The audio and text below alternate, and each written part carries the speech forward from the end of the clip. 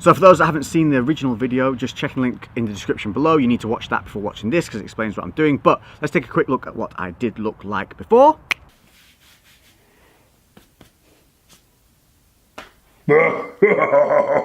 Bloated and loggy right now, not looking too impressive by any stretch of the imagination. Yep, that was legit. That was exactly how I looked after minimal training and overeating. So welcome to the start of the 7-day transformation. This is going to be a 7-day cycle. It's going to involve some macro counting, some depletion phases, a loading phase, tweaking and peaking the body, and I'm going to show you guys exactly how I'm going to go about doing that. And also what I'll do is give you guys a average kind of level of macros to follow to be able to do this alongside. So a generic way, because what I do is going to be linked towards me and what I know my body works to and what I've used in the past.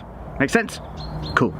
Let's go. We need to cover what macros are just very briefly. We can talk about this for hours on end, but I'm just going to cover it quickly for those that don't know. Macros is not a diet. It's short term for macronutrients. Your macronutrients are your proteins, your carbs, and your fats. Manipulating these three things is what can manipulate your body fat to lean mass ratio. Micronutrients, things like your vitamins and all that jazz, in comparison to the macronutrients, have very little effect on your body composition. So focusing on macros means we control the proteins, the carbs, and the fats towards our goal set.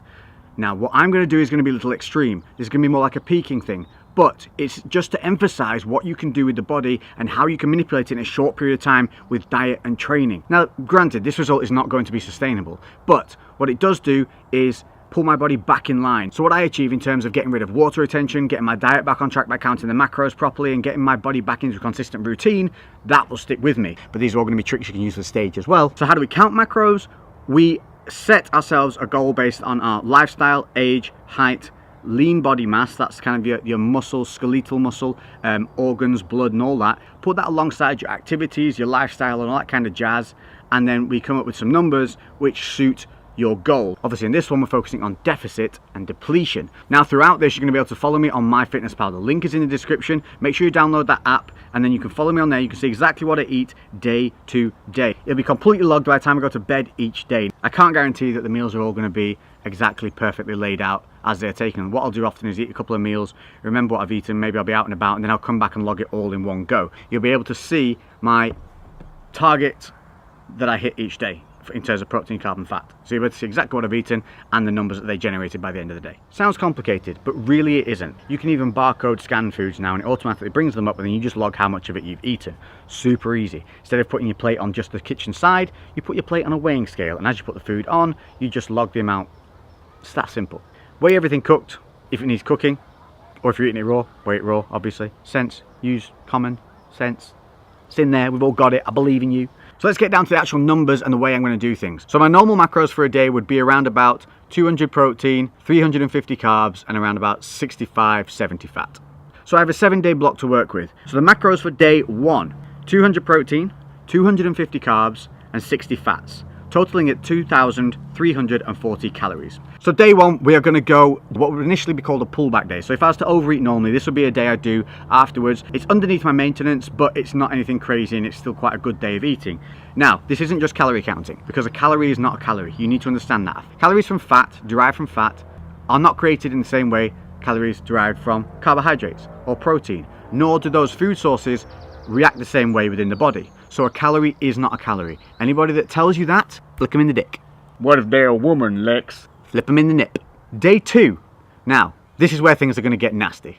Normally we'd do 3-day deplete, 2-day load. But because I've been overloading for such a long period of time, I thought, let's just kick this into gear. We'll do a 4-day deplete, because normally this protocol will be utilized alongside an already well-controlled diet, and then the 3-day depletion would really take effect because you'd had such control prior. I hadn't had that control. I've had 3 or 4 days of eating loads of crap, so my body's fully overloaded. So I'm putting in an extra day there, just to make sure that when I kick into that 3-day point, it really does get the effectiveness of that depletion timeline. So day 2 macros are going to be 210 protein, so a little spike in the protein, 150 carbs. That's the same as like what Lainey eats, a 5'2", 208-pound woman. And 55 fat, so a little pull on the fat but not huge. So that totals out at 1,835 calories. We're going to run that for 4 days. You need fats to stay functional. You need fats for hormone support, and you also need fats to help you stop being a grumpy git. If you cut carbs and fats, you're basically taking the batteries out of the toy. It ain't gonna run. What we're doing here is glycogen depletion, so carbs. We're gonna manipulate carbs more than anything. So if you want to do this, some targets that you can hit for yourselves. So start day 1, I want you to hit 180 protein, 220 carbs and 55 fat. Move into day 2 at 180 protein, 200 carbs and 50 fat. Day 3, I want you to come in and join me. 200 protein, then you're going to drop your carbs to 150, or if you feel you can do, 125, and you're going to bring your fats to 50. That's what I want you to do up through this depletion phase. The loading phase, what you're going to do, I'll tell you when we get there. Okay, listen to me here. Training. Your training through a diet does not need to change from your training during a gain. There is no high rep, high volume burns more fat. It's bullshit. Your energy levels will drop a little bit in a deficit. I mean, they're going to, but your deficit should be balanced so that you reduce the amount of energy loss and tiredness that you feel. The idea when you're dieting, as a general rule, not for what we're doing here, is to support the body as much as possible while still allowing it to lose weight. That means eating as much food as possible while still dropping weight. So the only thing that's going to change in my training is I'm going to start adding in some helicardio, just through the depletion phase to help drive out that glycogen, help deplete the body down, and also help control that kind of water retention and things like that. Also, I'm going to keep my water nice and high, so I'm looking at least 2 to 3 litres per day, consistent drinking of water, very, very important. The cardio is going to be mainly HIIT training through boxing, so it's going to be bag work, pushing the pace. You've got to push the pace. When you're on the bag and things like that, it's down to you. So obviously you're not running at a certain speed or moving at a certain speed. You've got to constantly stay active, so it's down to you. It's a mental challenge for me, but also I enjoy the boxing side of things, and also obviously later this year I want to be able to do a boxing match, so I want to always be keeping in line my cardio things alongside my weightlifting that has relevance to what I want to do in life. You know, don't think that you have to go on a treadmill and trudge away for 40 minutes at a time. It has its place when you need it, but try and make your cardio something more sporty, something that fits in line with the rest of your lifestyle. So I'm going to look to do around about 30 minutes of HIIT training each of the days from day 3. Why from day 3? Because day 1 and day 2, I want to see how the body reacts just with the diet itself, and that's going to let me judge how hard I need to push the cardio. A good idea for anything is to do some HIIT training of around about 20 to 30 minutes. 30 minutes for the boxing, because I'm going to have longer active periods and more substantial rest periods. Whereas if I'm going to do things like sprints, which I'll also be doing, that's going to be maybe even 15 minutes on that. With the sprints, it's going to be constantly active. So you sprint out, drive out as hard as you can, then you jog back, turn and sprint. So there's no real stop and rest points like with the boxing. So again, that time that you overall have to achieve to create the same result reduces because you're constantly active through the whole time.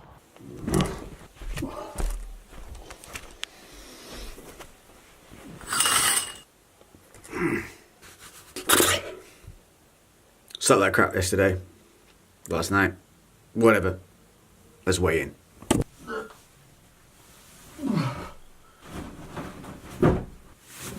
Yep.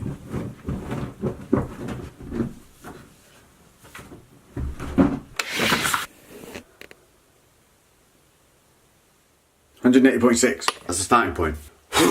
Remember, sleeping like crap can often affect your weight.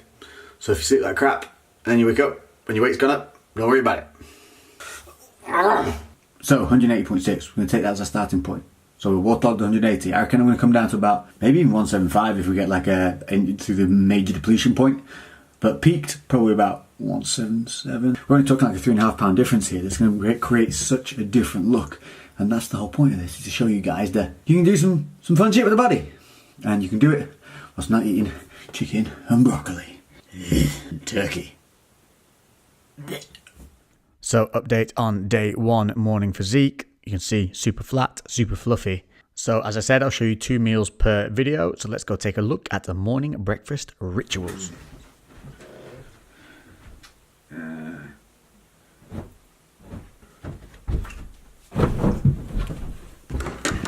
Good morning. Let me just show you guys something. There's the Bobster. Making a what? An oat milk mocha. I'll change the microphone on this, hang on. Because not enough people notice you when you're carrying just the camera with the tripod on it. What you also need is a furry penis on the top. Oh yes, furry penis. Now we're proper YouTubers.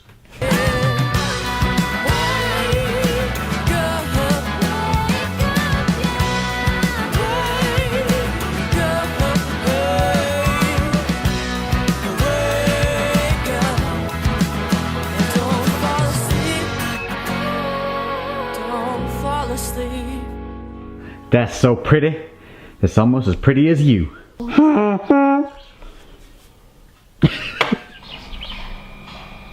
What I wanted to show you was, look, there's no rain. Hell, at this rate, I might even be able to put on a t-shirt.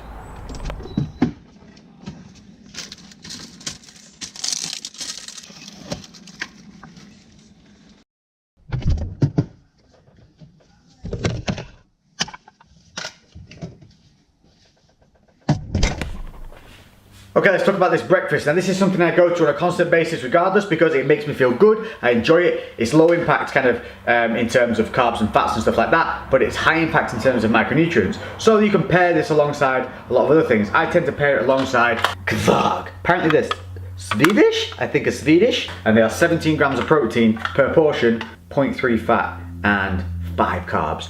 5 carb, 17 protein, bugger all fat, perfecto! 100 grams of strawberries, 75 grams raspberries, but only 50 grams of the blueberries because they look like blue balls.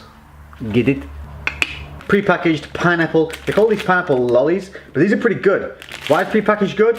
One, for pineapples they last bloody longer, but two, they're pretty solid on the portion size on those, so you don't really need to weigh them. If you're in a rush, you can just take them and go. Once you've logged it once, if it's pre-cut and done, you can just kind of like throw it in there and not worry too much. Things like making a brew. If you're British, you need your brews. You also need this mug. So when you're making your tea and you have your little bit of milk in it, weigh the first couple of times you do it, then take the average. But if you were to not measure that milk that you're putting in your brews and you just count it as being nothing, then that over time, if you're like me and having 3 or 4 brews a day, then you're adding in 100 ml, 120 ml of milk that you're not accounting for. That's extra carbs, extra fats. You need to be in control of those little things. Plus, you still want to make your life nice and easy, so weigh it a couple of times, take the average, and just get used to that little glug pour, glug pour, glug pour. You gotta kick, you gotta get that hip, you gotta and then a little bit of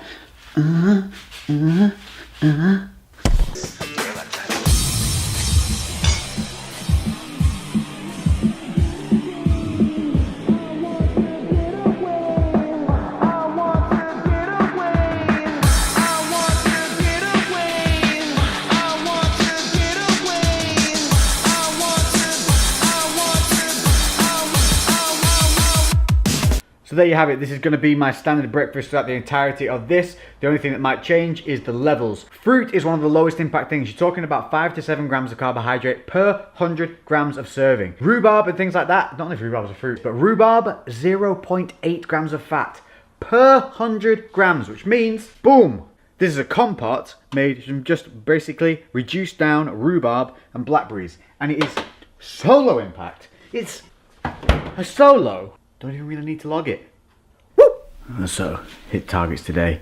Protein aiming for 200, carbs aiming for 250, and fats aiming for around about 60 grams. And one of my final little niddly diddly doodles, 20 grams of Terry's chocolate orange Easter egg. Booyah. Just in case you didn't believe that I was going to eat it.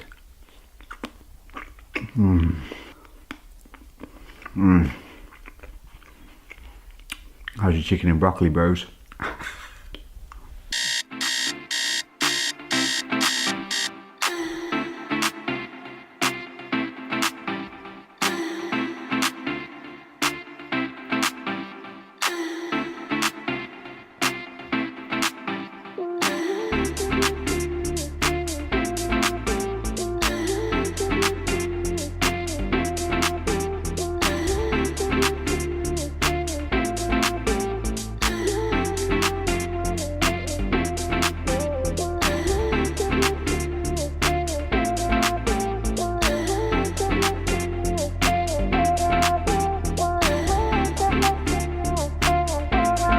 Ooh.